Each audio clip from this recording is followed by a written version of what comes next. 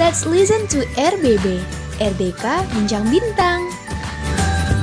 Assalamualaikum warahmatullahi wabarakatuh. Halo Bala Muda, kembali lagi di Orkes Orang RDK Berpodcast dalam program RDK Bincang Bintang bersama Madiana dan bareng bintang tamu kita nih.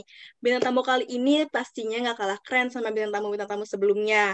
Dan yang lebih spesial dari bintang tamu kali ini, beliau ini sangat inspiratif dan bisa dibilang ya ini pandai dalam membagi waktu, baik berorganisasi maupun akademiknya. Nah, sebelumnya Madiana mau ngebacain sedikit mengenai profil beliau. Beliau bernama Muhammad Diva Elhaq, LC/SSI, tempat tanggal lahir Tangerang 9 September 1996, alamat Kecamatan Pondok Aren, Tangerang Selatan. Dan pengalaman organisasi beliau, Ketua Bagian Keterampilan OPPM Gontor, Tata Usaha KMPM Darussalam Gontor Kampus 4 Banyuwangi, Koordinator Bidang Syiar LDK FDI, Wakil Ketua Beasiswa Unggulan Kemendikbud UIN, dan Ketua Dewan Penggerak Bahasa Ponpes Al-Quraniyah. Seperti yang Madiana udah bilang bahwa beliau ini merupakan salah satu orang yang pandai dalam berorganisasi maupun akademik, pastinya beliau mempunyai banyak sekali prestasinya. Kalau misalnya Madiana sebutin nih prestasinya satu persatu, pasti nggak bakal cukup deh waktunya. Karena banyak banget gitu Bala Muda. Nah, halo Kak, dari Kak Diva sendiri boleh nih sapa langsung ke bintang tamu. Boleh nih sapa langsung ke Bala Muda. Halo semuanya, sebutannya apa ini? Bala Muda.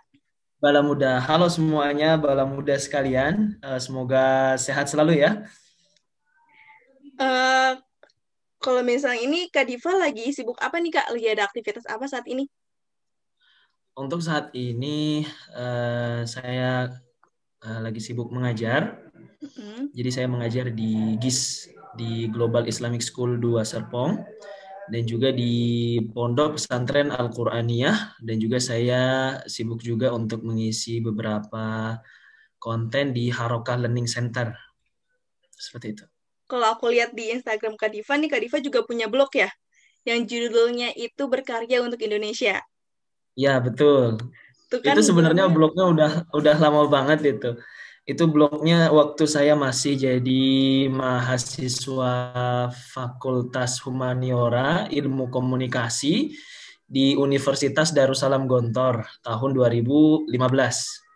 Kan padahal itu lagi sibuk-sibuknya ya menuntut ilmu, tapi sempat-sempatnya Kak Diva ini bikin blog.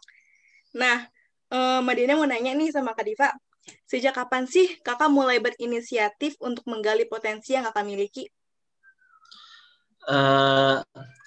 Menggali potensi itu ketika saya mulai dari mondok di pesantren, di pondok modern Darussalam Gontor, karena di situ kegiatannya sangat banyak, dan untuk mengusir kebosanan, akhirnya saya aktif di kegiatan-kegiatan yang saya sukai gitu, termasuk kegiatan kebahasaan, kegiatan kreativitas. Nah, di pondok dulu itu menyediakan banyak sekali kegiatan, dan akhirnya kegiatan yang saya lakukan waktu di pondok itu saya teruskan ketika saat saya berkuliah di UIN Syarif Hidayatullah Jakarta.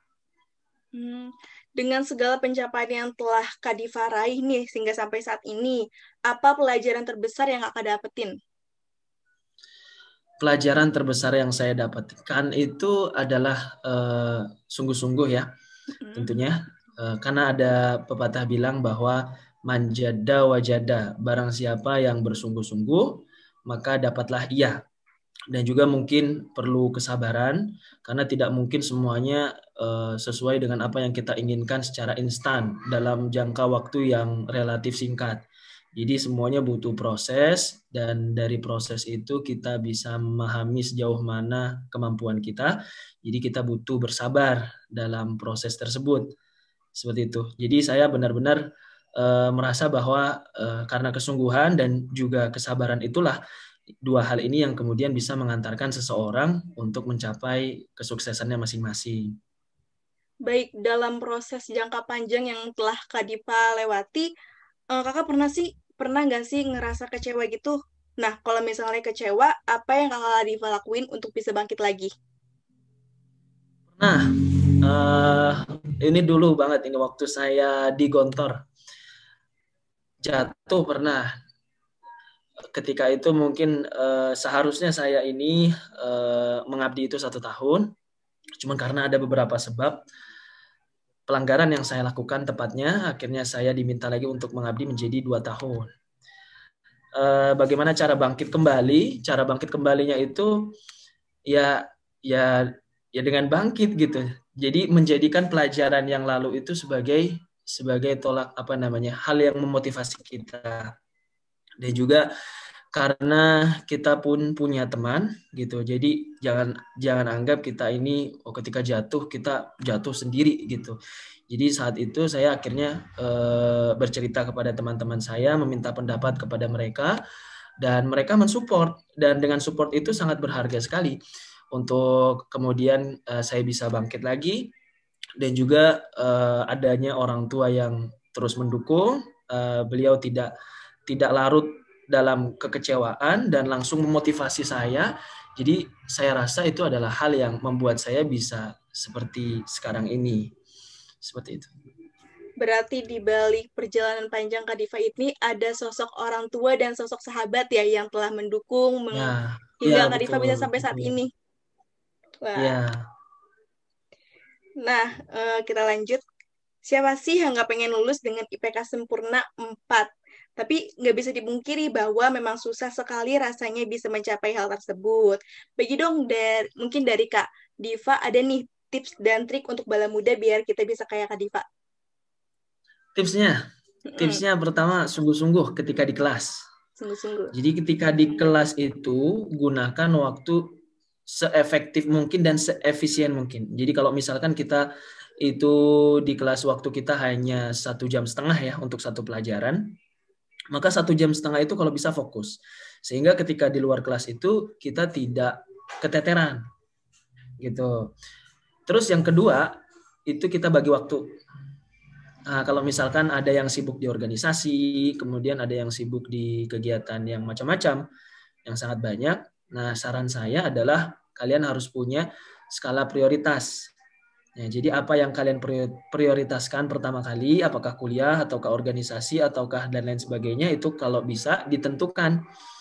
Nah, kemudian yang ketiga itu adalah berusaha menjadi seseorang yang mengajar. Jadi kenapa saya bisa mendapatkan nilai seperti itu? Dikarenakan teman-teman saya ini banyak minta kepada saya untuk dibuatkan forum. Jadi dibuat forum-forum diskusi seperti itu terkait apa yang telah kami pelajari di kelas. Dan di forum itu saya diminta untuk mengajar. Dan dengan mengajar itu alhamdulillah saya jadi ingat. Gitu. Jadi kalau saya pikir sebaik-baiknya belajar adalah dengan mengajar. Jadi semakin banyak kita mengajar, maka semakin banyak pula hal-hal yang kita pelajari. Dan itu lebih efektif. Seperti itu. Terus mungkin untuk yang terakhir itu istiqomah. Terus menerus. Jadi jangan sampai kita itu semangatnya kendor gitu ya. Terus menerus. Jadi meskipun nggak perlu langsung semangat terus gitu, nggak perlu. Yang penting kalian punya patokan tertentu, meskipun itu sedikit demi sedikit, tapi continue gitu. Itu lebih baik daripada kita langsung menggebu-gebu, tapi besoknya langsung loyo. Betul banget. Nah, gitu ya. Nah, seperti yang tadi kakak udah bilang, kalau misalnya kakak ini kan aktif ya dalam organisasi juga, tapi akademik kakak juga lancar gitu. Lantas bagaimana cara kakak bisa memprioritaskan berbagai kegiatan tersebut dalam satu waktu?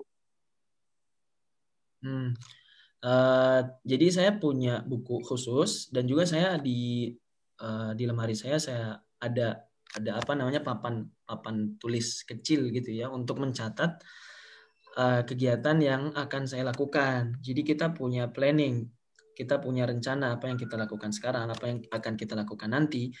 Maka penting banget untuk memiliki skala prioritas tadi. Jadi kalau misalkan skala prioritas ini tidak sesuai dengan kita, ya jangan dipaksakan. Karena nanti justru malah akan keteter gitu. Itu ya. Jadi biar seimbang antara akademis dengan juga organisasi, kita punya skala prioritas. Kalau kita bisa tahu nih kapan kita harus ada di organisasi, kapan kita harus fokus untuk akademi. Nah, maka tadi saya bilang akademi itu kan menuntut memaksimalkan waktu saat kita di kelas. Maka ketika di kelas itu, ya gunakan waktu dengan semaksimal mungkin. Sehingga ketika di luar kelas, waktu yang lain itu kita bisa gunakan untuk organisasi. Gitu. Baik. Langsung aja kita ke penutup dan last statement. Apa sih harapan dari Kak Diva, jangka pendek maupun jangka panjang Kak Diva saat ini? Harapan saya bisa menjadi pribadi yang bermanfaat untuk orang banyak tentunya, dan juga bermanfaat pula bagi diri saya sendiri. Dan juga untuk harapan yang akan saya kejar kemudian, yaitu saya berusaha untuk melanjutkan studi saya lagi, tentunya di Timur Tengah, karena dulu pernah terhenti dengan beberapa sebab. Jadi saya ingin mencapai cita-cita itu untuk bisa studi S2 di Timur Tengah, dan tentunya ketika kembali ke Indonesia kita bisa menjadi pribadi yang bisa menjadi maslahat bagi lingkungan sekitar. Nah, yang terakhir boleh dong kasih kata-kata dan kata-kata motivasi untuk bala muda dari Kak Diva. Kata-kata motivasi ya. Saya rasa yang pertama untuk teman-teman bala muda sekalian, jangan lupa manjada wajada.